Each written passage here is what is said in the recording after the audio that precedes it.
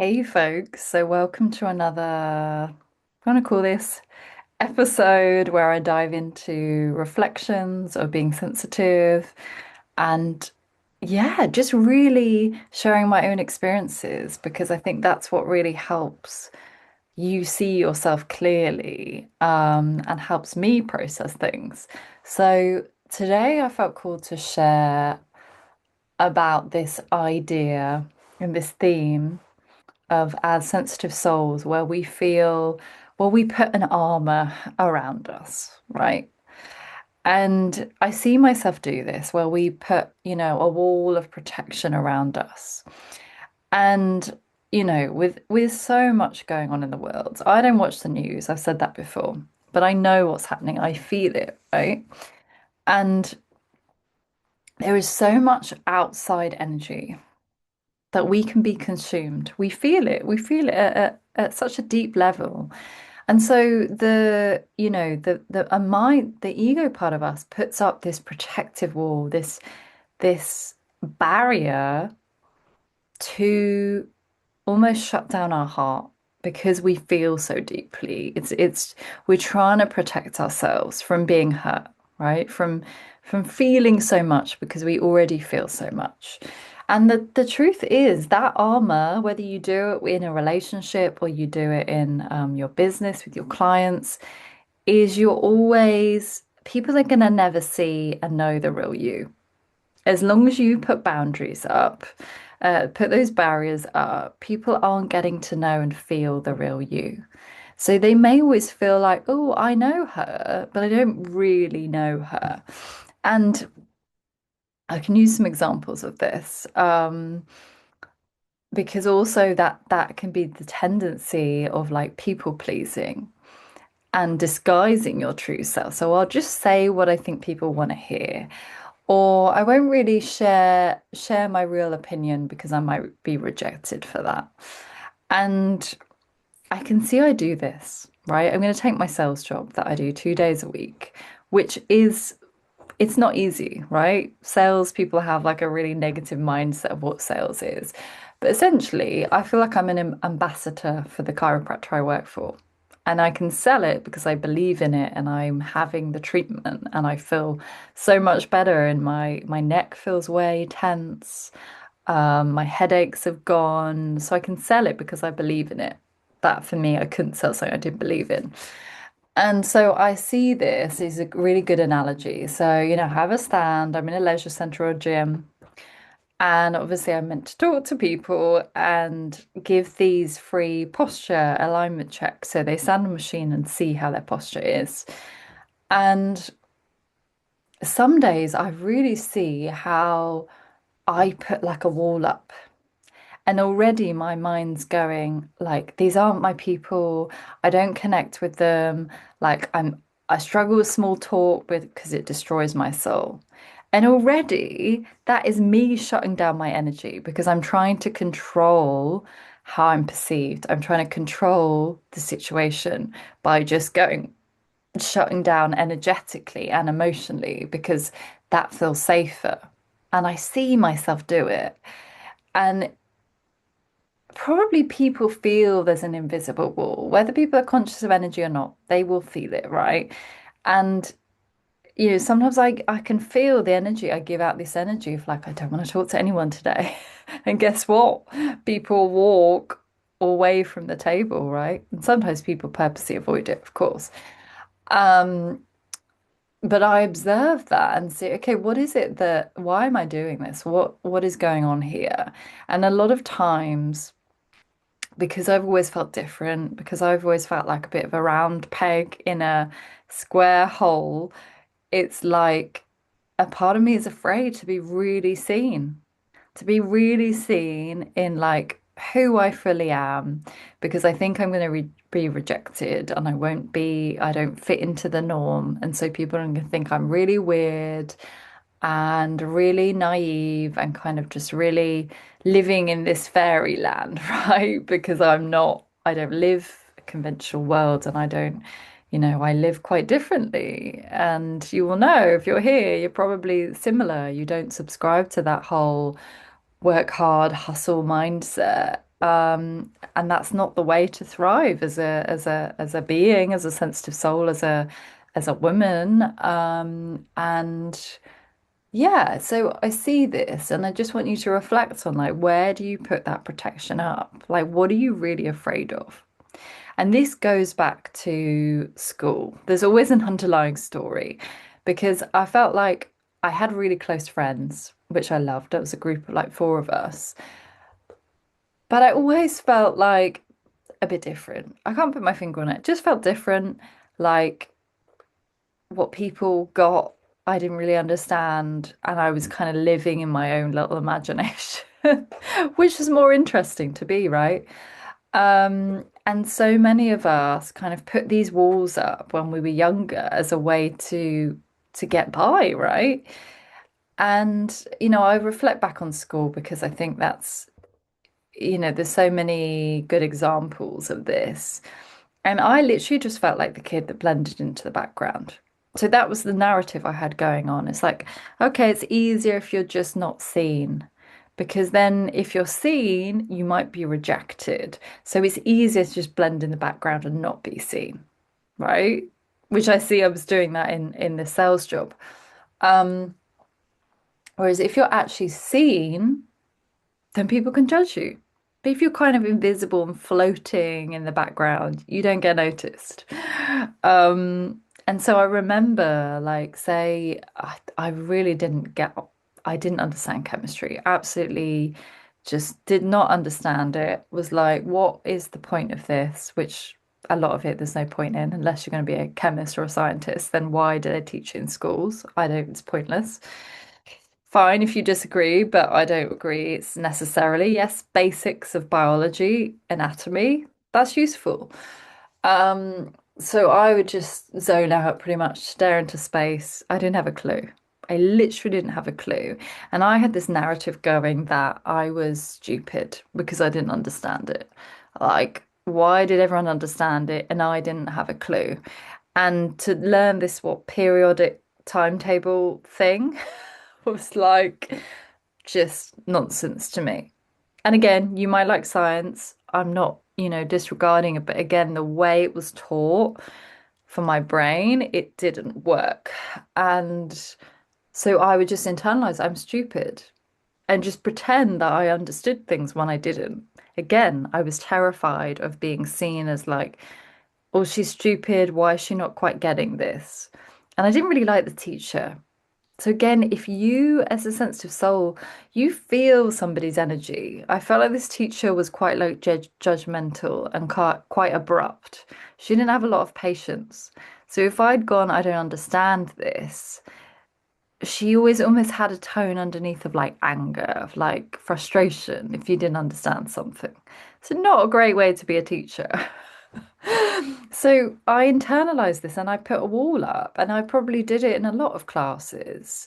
And then when we do this in life, we actually become more and more disconnected from our true selves because those walls kind of become part of our identity. And this actually, blocks us from deeper intimacy with our friends, with our clients, with those relationships that actually matter. And I think a lot of this comes down to, a lot of highly sensitive people. They're not always introverts, but probably majority, because she talks about this in the book, there are extroverts that are highly sensitive. But if you are more of an introvert, and again, this is interchangeable, I'm not like trying to put you into a box, but if you relate with being more introverted in nature, then your nature is not loud and gregarious. You might be sometimes with the right people, I totally can be. But generally, we're taught in this world that we have to be loud, we have to be gregarious and charismatic to be seen and heard. That is not true. And if that is literally not your nature, you trying to be that is like a fish trying to climb up a tree. It just doesn't work.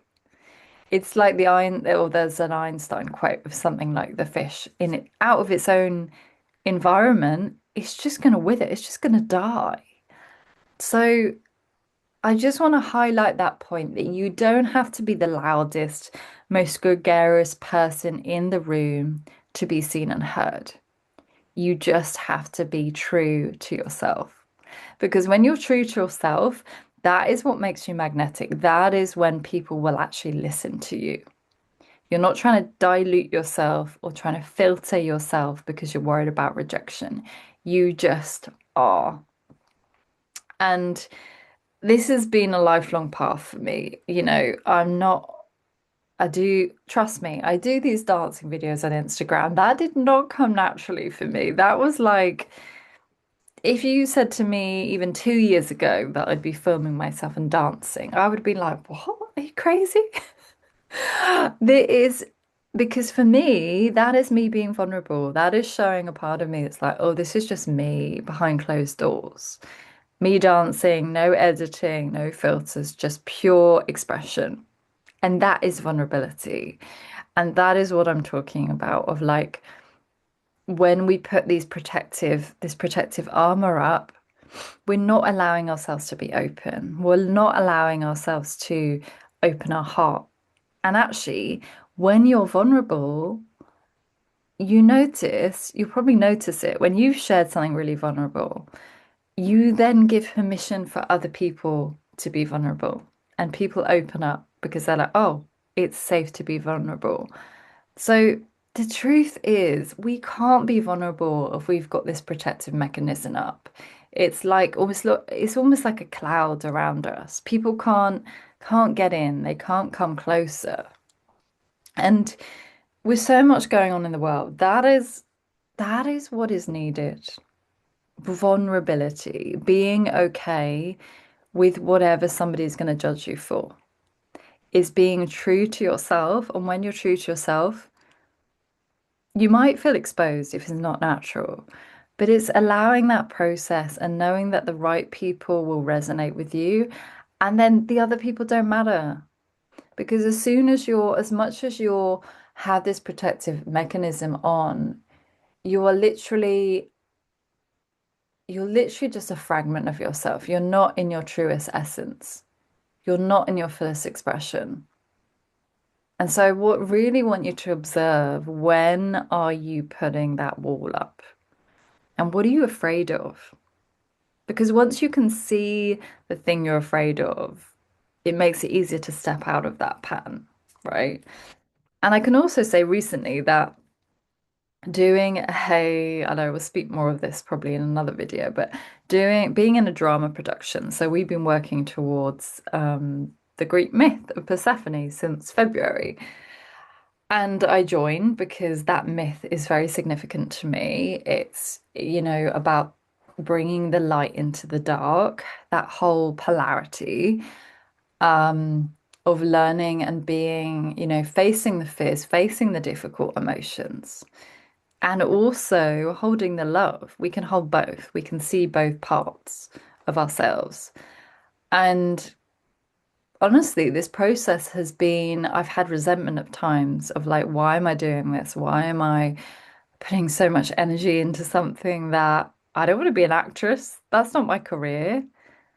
But at the same time, I came back to, okay, this is teaching me again how to be fully seen in a way that is really uncomfortable. I'm playing various parts, the smaller parts, I'm a nymph.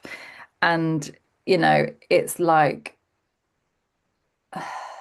improvisation, being in the unknown of something that's not rehearsed, of just making it up on the spot and being witnessed in that is terrifying.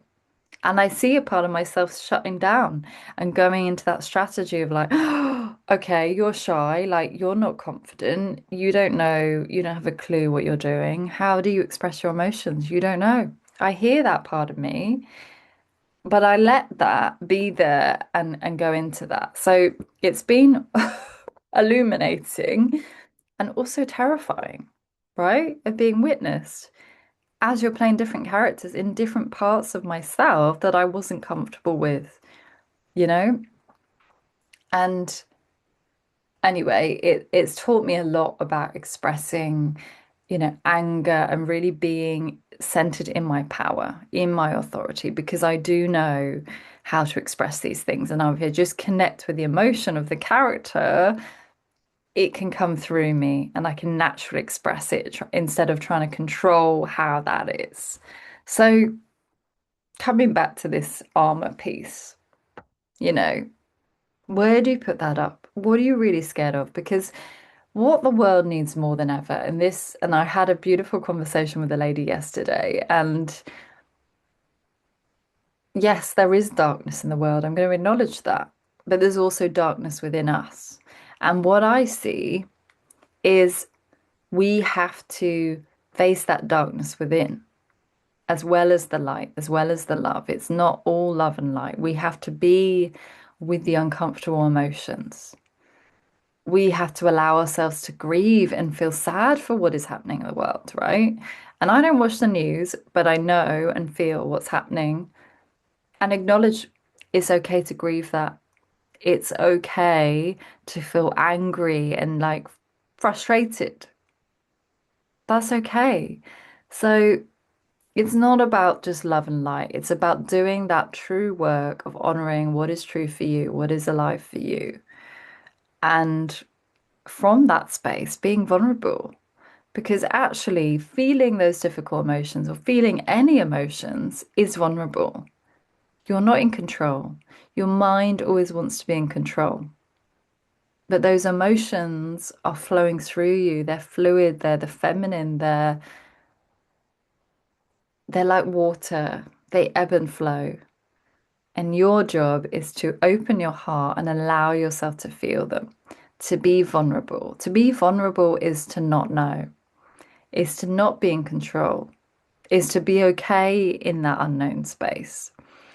And so when we take off that armor that we're holding, we're clinging onto, that's when we can be fully seen and heard in our truth. And I noticed this is a practice of like, even with old clients I used to work with, I felt like I always had this wall up of like, I had to be professional and like I couldn't share and be vulnerable in those sessions. Obviously, it's about me guiding them. But now sometimes I'll reflect something really difficult to actually just illuminate something for them that I've experienced. It's not about me, but it's about, okay, this is going to help illustrate this thing that they're going through. And I'm going to share that with them. And I always feel a deeper connection with somebody if I've just allowed myself to put my heart on the line and said, yeah, this is what I've been challenged with. And this is what I'm moving through right now. And that's being human. We're not perfect. Not everyone has their shit together. Honestly, if somebody looks too polished and is being polished, there's a lot more going on. And it's not that we're a mess all the time, but it's acknowledging that we're human and we don't always know what is next.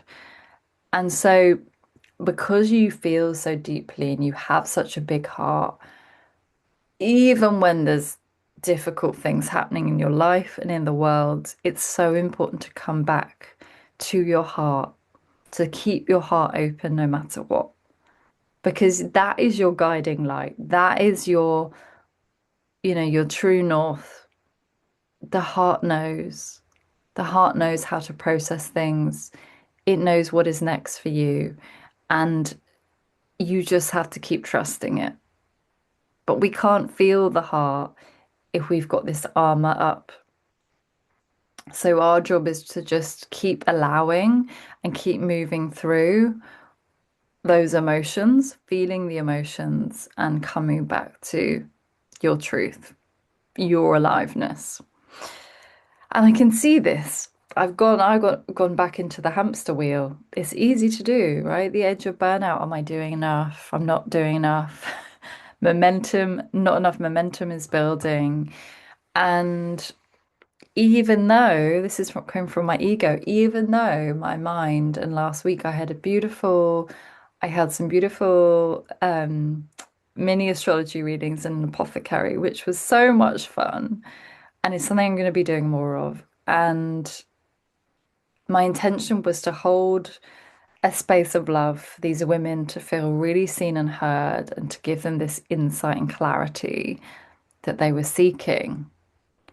But to be in the heart, and that's beautiful. I made these beautiful connections. And still this morning, my brain's going, you're not doing enough because I've had other things, my drama rehearsal and then my part-time job. And it's like, you're not doing enough. You need to do more. And when we're in that zone, we're constantly on that hamster wheel.